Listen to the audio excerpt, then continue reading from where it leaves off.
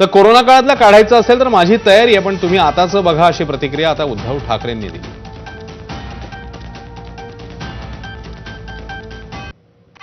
आता पंतप्रधान येत आहेत परवा, त्यांनी किमान महाराष्ट्राला 50,000 कोटी रुपये जाहीर केले, तर महाराष्ट्रावरचं, कारण केवळ मराठवाडा नाही, महाराष्ट्रावरचं संकट बऱ्यापैकी दूर होऊ शकतं. नाहीतर मग पीएम कोणाची केअर घेत आहेत? पीएम केअर म्हणजे कोणाची केअर? आत्ताच ते द्या ना. बाकी कोरोना काळातलं काढायचं असेल ना उडत माझी तयारी आहे. तुम्ही काय केलं, आम्ही काय केलं याच्यावरती चर्चा होऊ शकते, पण दरवेळेला अंगलट आल्यानंतर फाटाफोड्याची मुख्यमंत्र्यांची जी काही सवय आहे त्याच्यात मी, त्या सापळ्यात मी अडकणार नाही.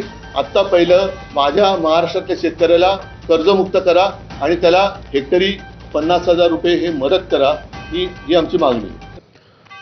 उद्धव ठाकरेंच्या कोरोना काळातल्या चुकांमुळे 600 कोटींचा फंड खर्च करता येत नाही, अशी टीका फडणवीसांनी काल केली होती. यावर आज ठाकरेंच्या शिवसेनेचे खासदार संजय राऊतांनी जोरदार प्रत्युत्तर दिलं. काय झालं की 1947 काढायचं, तुमचं बोला, असं राऊत म्हणतात. हजारो शेकडो कोटी रुपये पीएम केअर फंडामध्ये अनअकाउंटेड आहेत.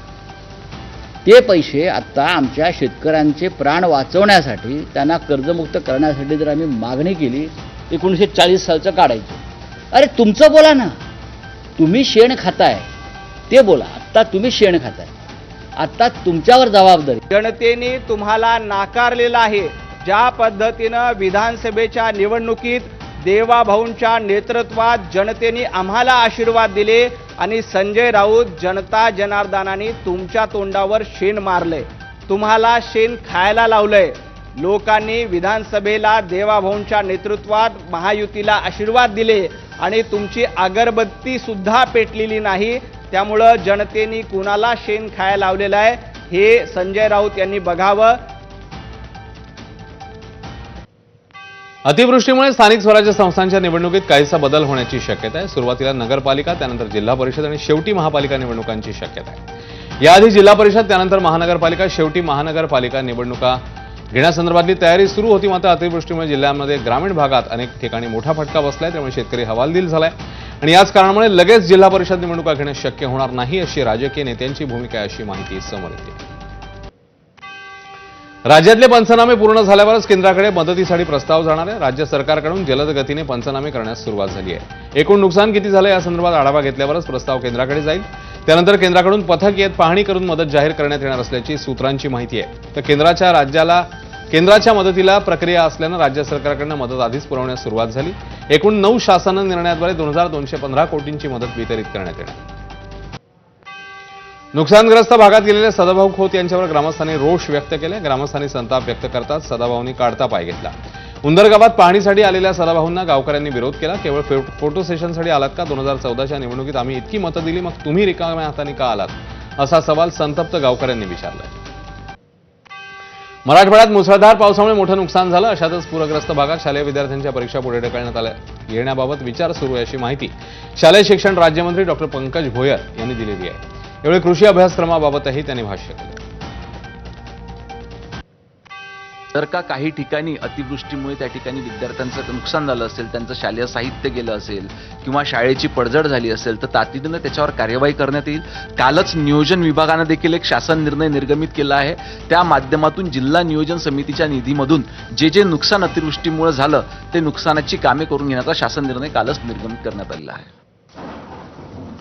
कृषी मंत्री दत्तात्रय भरणेंचा माढ्यातला दौरा रद्द झाला, अशी चर्चा होती. मात्र त्यावर स्वतः कृषी मंत्र्यांनी पडदा टाकलाय. पावसाच्या पाण्यामुळे इंदापूर शहरातील काही व्यापाऱ्यांचं नुकसान झालंय. त्याची पाहणी करण्यासाठी मी इंदापुरात थांबलो होतो, त्यामुळे आपल्याला उशीर झाला, असं भरणेंनी म्हटलं.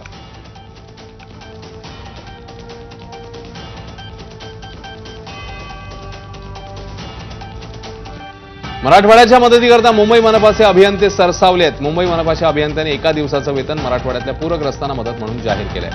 सुमारे 4,200 अभियंते आपल्या एका दिवसाचं वेतन मराठवाड्याला मदत म्हणून देणार आहेत. मुख्यमंत्री सहायता निधीमध्ये ही मदत जमा केली जाणार आहे. अभियंत्यांप्रमाणे पालिकेच्या इतर कर्मचाऱ्यांकडून एका दिवसाचं वेतन पूरग्रस्तांना मदत म्हणून मिळवून देण्याचा प्रयत्न सुरू असल्याचं असोसिएशनचे कार्याध्यक्ष रमेश भुतेकर यांनी म्हटलेलं आहे. काल रात्रीपासून पंढरपूर, माढा, सांगोला, मंगळवेढा, करमाळा भागाला मुसळधार पावसाने झोडपलं. सीना कोळेगाव धरणातलं 45,000 क्युसेक विसर्गाने पाणी सोडायला सुरुवात झाली आहे. त्यामुळे नागरिकांमध्ये पुन्हा एकदा भीतीचं वातावरण निर्माण झालंय. उंदरगाव केवड पुलावर पाणी येऊ लागल्यानं वाहतूकही सध्या बंद करण्यात आली आहे. माढ्यात पुन्हा एकदा पावसाचं पाणी ओढ्यांना आलेलं आहे.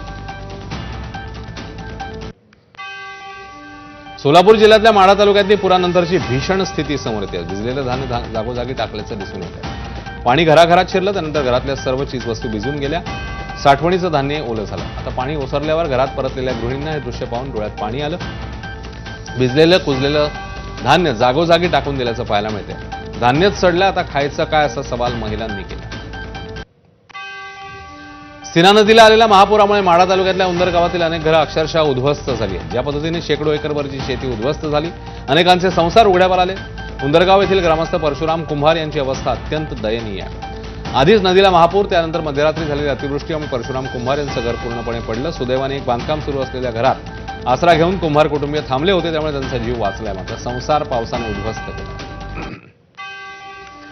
माढा तालुक्यात झालेल्या अतिवृष्टीने अनेकांचे संसार उघड्यावर आले. 2 दिवस पावसाने विश्रांती घेतल्यानं पाणी शिरलेल्या घराची साफसफाई होते, पण पुन्हा एकदा पुराचा धोका वाढल्यानं सगळा संसार एका गाडीत भरून गाव सोडून जाण्याची वेळ माढा तालुक्यातल्या उंदरगाव येथील दत्तात्रय कोळी यांच्या कुटुंबियांवर आली आहे.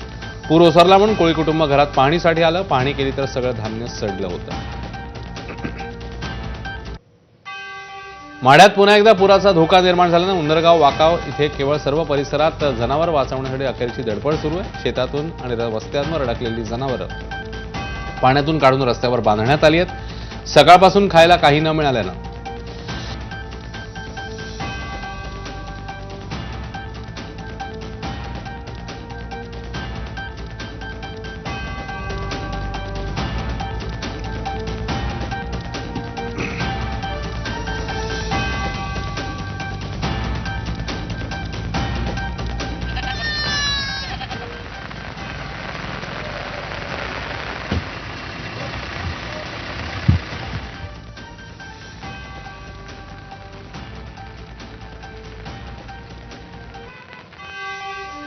सोलापूरच्या माढा तालुक्यातल्या एक गावाचा संपर्क तुटायला सुरुवात झाली आहे. उंदरगाव केवळ पाठोपाठ उंदरगाव ते वाकाव ओढ्याला पाणी आलं. वाकावचा संपर्क तुटलाय, त्यामुळे नागरिकांनी घरातलं उरलं सुरलं सामान बांधायला सुरुवात केली आहे. सुरक्षित स्थळी स्थलांतर करण्यास सुरुवात झाली. सोलापूर जिल्ह्यात पावसाने थैमान घातलंय. उजनी धरणातनं पाणी सोडायला सुरुवात झाली. चंद्रभागा वाळवंटातील मंदिरं पाण्याखाली गेली आहेत.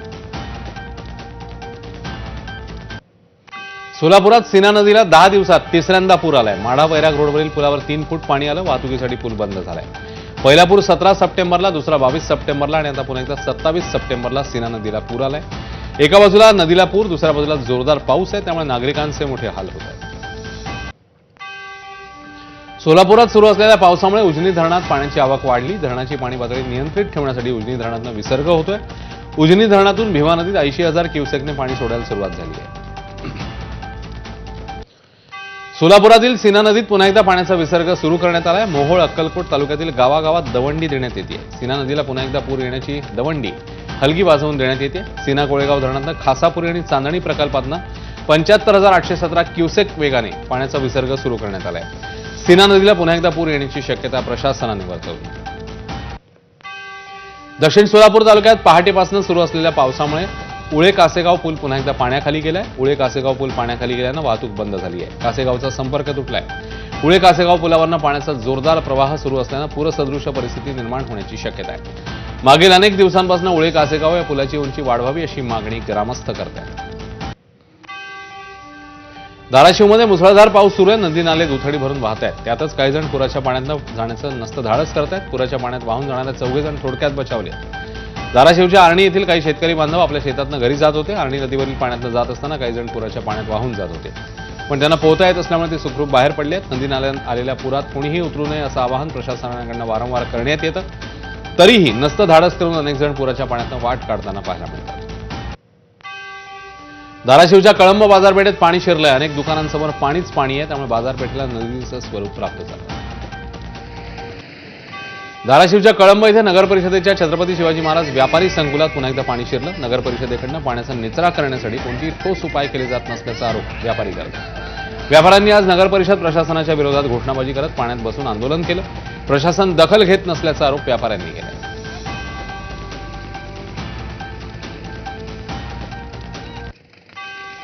नगरपालिकेच्या खाली म्हणजे नगरपालिकेच्या स्वतःच्याच कॉम्प्लेक्समध्ये खाली पाणी साचलेलं आहे. नगरपालिका याची काही व्यवस्था करत नाही. सर्व व्यापाऱ्यांचे आरोग्य धोक्यात आलेले आहे. व्यापाऱ्यांचे व्यवसाय बुडालेले आहेत. आणि वारंवार आम्ही प्रशासनाला याचे नोटिफिकेशन देऊन सुद्धा त्यांनी वरून पडणारं पाणी बाहेर अजून ते काढलेले नाही. धाराशिवमध्ये निसर्गाचा कोप थांबायचं नाव घेत नाहीये. पुरामुळे सोयाबीन पिकाचा चिखल झालाय, शेतकरी हवालदिल झालाय. सोयाबीनच्या शेतातनं पाणीच पाणी झालं असून गुडघाभर चिखलातनं सोयाबीन काढायचं कसं असा प्रश्न शेतकऱ्यांना पडला. धाराशिव जिल्ह्यात रात्रीपासून मुसळधार पाऊस सुरू आहे. नदी नाल्यांना पूर आलाय. अनेक गावांचा अंतर्गत संपर्क तुटलाय. धाराशिवमधील काजळा गावात नदीवरील पुलावर पाणी आल्यानं रस्ता वाहतुकीला बंद झालाय.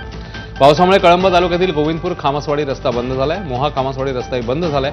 तर धाराशिवमधील बेंबळी बोरखेडा रस्ता वाहतुकीला बंद झालाय. यावरून कुणीही प्रवास करू नये असं आवाहन जिल्हा प्रशासनाने केलं. धाराशिव जिल्ह्यातल्या वाघेगव्हाण गावातनं नागरिकांनी सुरक्षित स्थळी स्थलांतर सुरू केलं. काल रात्रीपासून पावसाचा जोर वाढल्यानं पुन्हा पूरस्थिती निर्माण होण्याची शक्यता आहे. त्यामुळे खबरदारी म्हणून प्रशासनाच्या आवाहनानुसार नागरिकांनी स्थलांतर सुरू केलं. भूम परांडा तालुक्यात जिल्हा आपत्ती व्यवस्थापन पथक दाखल झालं. पुराचा संभाव्य धोका लक्षात घेता एनडीआरएफची 2 पथकं बोलवण्यात आल्याची माहिती मिळते. धाराशिव जिल्ह्याच्या कळंब तालुक्यातील सापनाई गावातील तेरणा नदीपात्रात गायी वाहून गेल्या. गायी वाहून जातानाचा व्हिडिओ समोर आलाय. संजितपूर सापनाई भागातून जाणाऱ्या मांजरा नदीला पूर आला. धाराशिवमध्ये पावसाने हाहाकार माजवलाय. धाराशिवसह मराठवाडा आणि महाराष्ट्राच्या पूरग्रस्त भागात राष्ट्रीय आपत्ती घोषित करावी तसंच शेतकऱ्यांना एनडीआरएफमधून मदत करावी अशी मागणी धाराशिवचे खासदार ओमराजे निंबाळकर यांनी केली. उद्धव ठाकरे यांच्या मराठवाडा दौऱ्यानंतर ठाकरेंच्या शिवसेनेचे खासदार ओमराजे निंबाळकर यांनी गृहमंत्री अमित शहा यांना पत्र लिहिले. धाराशिव लोकसभा मतदारसंघासह पूरग्रस्त भागात झालेल्या नुकसानाची ओमराजेंनी शहांना माहिती दिली आहे. पाऊस, नद्यांना आलेल्या पुरामुळे पिकांचं, शेतीचं मोठं नुकसान झालं. नद्यांचं पाणी गावागावात असल्यामुळे अनेक घरांची पडझड झाली, नुकसान झालं. त्यामुळे या भागात राष्ट्रीय आपत्ती घोषित करून एनडीआरएफमधून मदत करावी अशी मागणी निंबाळकरांनी केली. धाराशिव जिल्ह्यात तुफान पावसाने हजेरी लावली. त्यामुळे तेरणा नदीपात्रात मोठी वाढ झालेली आहे. धाराशिवच्या संजितपूरचा संपर्क तुटलाय. पावसाच्या पार्श्वभूमीवर शाळांना आज सुट्टी जाहीर झाली आहे. दुसरीकडे महापुराने हैराण झालेल्या शेतकऱ्यांच्या अडचणीत वाढ झाली. सोयाबीनचं मोठं नुकसान झालंय. धाराशिवच्या परांड्यातील सीना कोळेगाव धरणाच्या पाणलोट क्षेत्रात मुसळधार पाऊस सुरू आहे. धरणात आवक वाढल्यानं पाणी पातळी नियंत्रित करण्यासाठी विसर्गात वाढ करण्यात आली. धरणातनं 55,440 क्युसेकने विसर्ग सुरू आहे. सीना नदीकाठचे शेतकरी आणि नागरिकांना सतर्कतेचा इशारा देण्यात आलाय.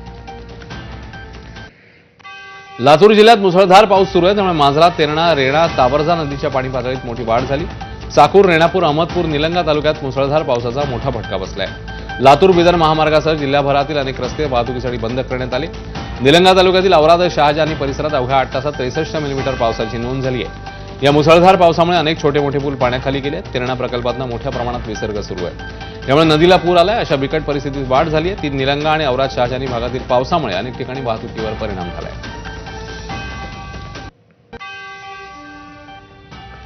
या होत्या वेगवान घडामोडी. इकडे एक छोटासा ब्रेक, लगेच परत येतोय. पाहत राहा बीपी माझा.